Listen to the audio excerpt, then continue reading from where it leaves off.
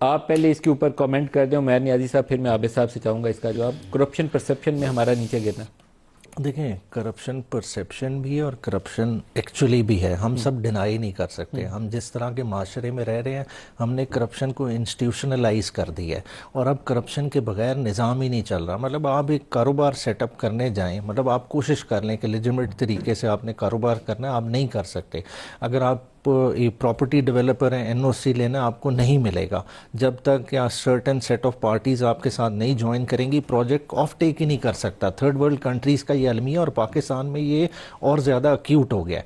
پھر اس کے علاوہ جو پرابلمز آ رہے ہیں کہ ہمارے ہاں پیسے کا انفلکس باہر کی طرف بہت زیادہ ہے، اور پیسہ باہر کے ملکوں میں پارک ہو رہا ہے کہ مطلب لوگوں نے کمایا ادھر سے، پارک کدھر ہو رہا ہے؟ دبئی میں ہو رہا ہے، سلالہ میں ہو رہا ہے. مطلب یہ ساری ڈیسٹینیشن کدھر بنی ہے؟ یہ پاکستانیوں کے پیسے سے بنی ہے.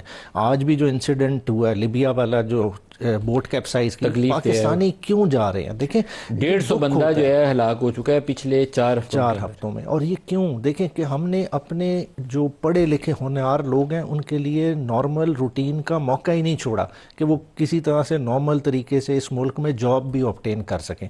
مطلب نہ بغیر سفارش کے جاب مل سکتی ہے، ایون لون تک آپ کو سفارش کے بغیر نہیں ملتا. جب اس طرح کے معاملات ہوں وہاں سروائیول بہت زیادہ ڈیفیکلٹ ہو جاتی ہے، اور وہ سپیس بہت آپ کے زیادہ. خیال میں انسانوں کے پیچھے کرپشن اور پور گورننس کا رول ہے؟ 100%. دیکھیں جو پور گورننس کی طرف تو توجہ ہی نہیں ہے نا. ہو کیا رہا ہے؟ ہم ایک پولیٹیکل وکٹمائزیشن کی گیم میں لگے ہوئے ہیں. اگر ہم نے غلطیاں کی، یہ ہم سے پلس غلطیاں کر رہے ہیں اور کرتے جا رہے ہیں، اور یہ ریئلائز ہی نہیں کر رہے کہ ٹیبل جب ٹرن کرے گا دونوں سائڈز کے پاس کچھ نہیں رہنا. ہم ایسا ایک نظام بنانے جا رہے ہیں کہ جو ایک قسم کا سب کو باندھ دے گا. ہم نارتھ کوریا کے بیسیکلی ماڈل پہ جا رہے ہیں. اگر ایک پٹن کی رپورٹ ڈسکس کرنے پہ اگر پروگرام بند ہو سکتا ہے تو پھر پاکستان میں کچھ بھی ہو سکتا ہے.